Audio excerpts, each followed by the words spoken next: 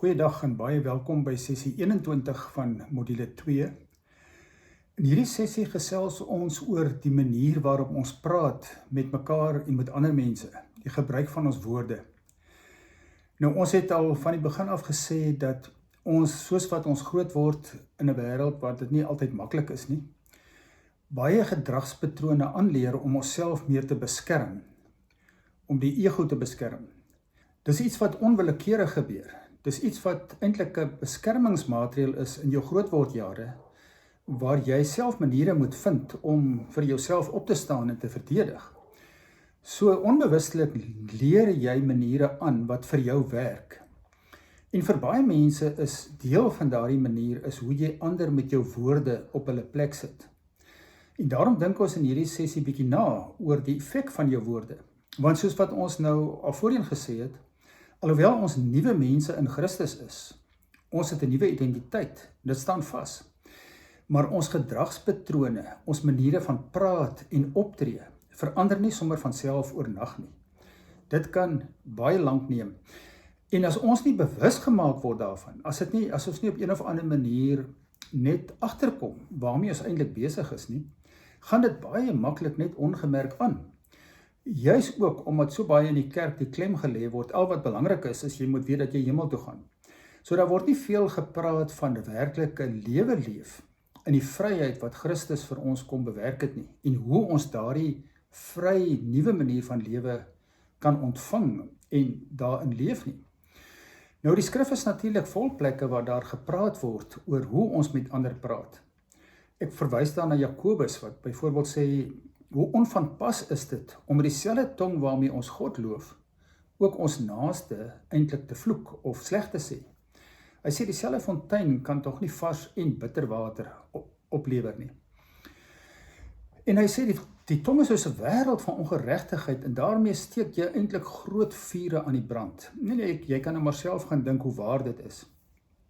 Hoe baie vure word aangesteek deur los tonge. Mense wat net onverskillig praat, nie seker maak van hulle feite nie, maar ook dinge sê om ander mense 'n bietjie in 'n swakker lig te stel, met die hoop dat hulle self dan bietjie beter lyk in ander se oë. Dis daai hele ding weer van vergelyking. Ek noem daar ook 'n hele klompie verse uit Spreuke en ander plekke wat jy kan gaan lees, om net vir jou bewus te maak van wat sê die skrif oor hoe gevaarlik dit is om met so 'n los tong te praat. En dan nooi ek jou uit ook om na te dink in hoe mate dit 'n impak op jou eie lewe gehad het. Watter effek dit op jou gehad het waar jy miskien die teken was van ander se tonge wat jou afgekraak of verneder het. Ons weet vandag baie keer is daar een enkele opmerking wat gemaak word wat vir jare lank amper soos 'n houvas op jou lewe kan hê. Wat jy net nie van loskom nie, want jy was op 'n stadium of 'n plek waar jy dit geglo het wat vir jou gesê is, alhoewel dit nie die waarheid is nie. So dit is so belangrik om ook daarvan verlos te word. As ons nie daarvan verlos word van die effek wat dit op ons eie lewens gehad het nie, dat ons ook makliker verander weer seermaak en beledig of kritiseer. Ag en ek noem daarso, dit hoef nie eers altyd groot goed te wees wat jy sê nie. Jy weet, mens kan baie subtiel wees.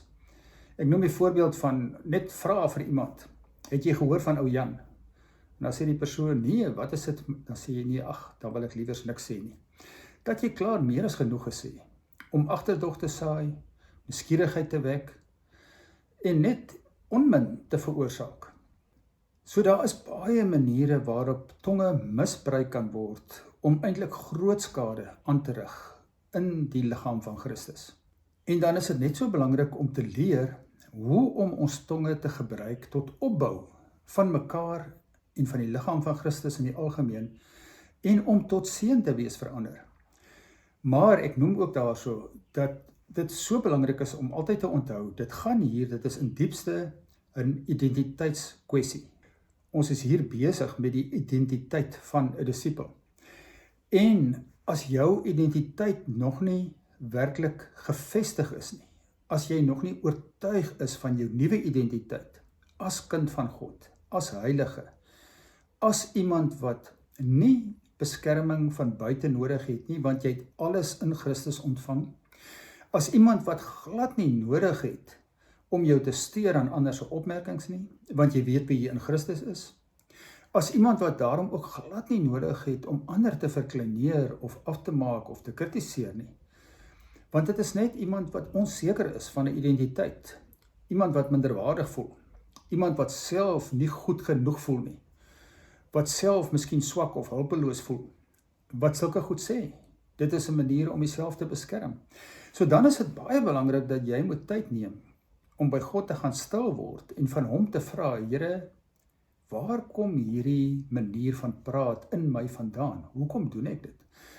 Gee aan hom kans om vir jou te wys, waar is jy nog onseker van jou identiteit? Hoekom tree jy nog so op?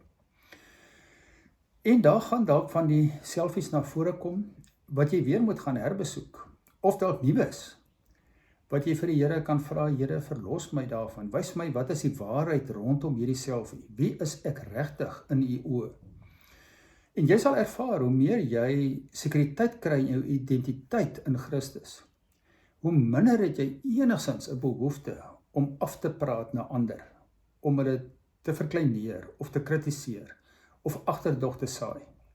Maar doen ook die oefening, en gaan kyk na watter effek positiewe woorde kan hê. Daar's weer 'n klompie verse wat jy kan lees. Lees hulle almal. Dink daaroor. En sien dit, want net soos wat woorde baie kan afbreek en seermaak, kan dit ook opbou en heel maak. Dit kan 'n geweldige positiewe effek op ander se lewens hê. Ek het al baie stories gehoor van waar een opmerking, byvoorbeeld in 'n kind se lewe, wat 'n onderwyser of 'n ouer gesê het, wat iets positiefs raak gesien het in 'n kind, dit gesê het, daardie kind se hele lewe verander het. En dat daai kind jare later sê, daai dag toe jy vir my dit gesê het ek geweet, ek is nie regtig verlore, of ek is nie so sleg nie, of daar's hoop vir my, of wat ook al. So dink daaroor, hoe kan jy jou tong gebruik op 'n manier wat die seën van God wat jy ontvang deurgee na ander toe. En ek vra weer, doen daardie oefening wat ons nou al voorheen oor gepraat het, waar jy gaan stil word en jouself inleef in 'n situasie waar jy met ander mense praat. Neem tipiese situasies wat gereeld op jou pad kom. Dink aan hoe jy normaalweg praat en optree. Dink aan al die maniere waarop jy dalk jouself beskerm deur jou tong of te haastig is of te maklik veroordelend is. Sien dit alles. Vra dan vir die Here, hoe sal dit lyk as ek vanuit my nuwe identiteit optree en op 'n manier wat werklik verander tot seën is en nie om hulle by te kom of te beledig of af te breek nie. En wag op hom totdat dit by jou opkom. En totdat jy jouself sien, hoe jy rustig en kalm optree, en hoe jy op 'n maniere reageer wat regtig vir ander opbouend kan wees, wat vir hulle iets beteken, wat vir hulle seën. En oefen dit soort van in jou verbeelding, dat jy dit die mens is wat wie jy regtig is, dit is wie jy in Christus is. Dit is die vrug wat vanuit 'n heel gesonde lewe voortkom. En rus net vir 'n paar oomblikke daarin, bly daarby. Laat die Gees van God dit in jou werk, die prentjie, die beeld van wat op sy hart vir jou is. En soos ons voorheen gesê het, jou brein interpreteer dit ook as iets wat werklik gebeur. En daar word dan werklik nuwe verbindinge in jou brein gevorm, sodat jy dan al hoe meer op daardie manier kan begin optree, as 'n mens wat regtig gefestig is in sy of haar nuwe identiteit, wie se tong primêr 'n instrument word van seën en nie om ander te benadeel nie. Baie dankie dat jy weer saam geluister het.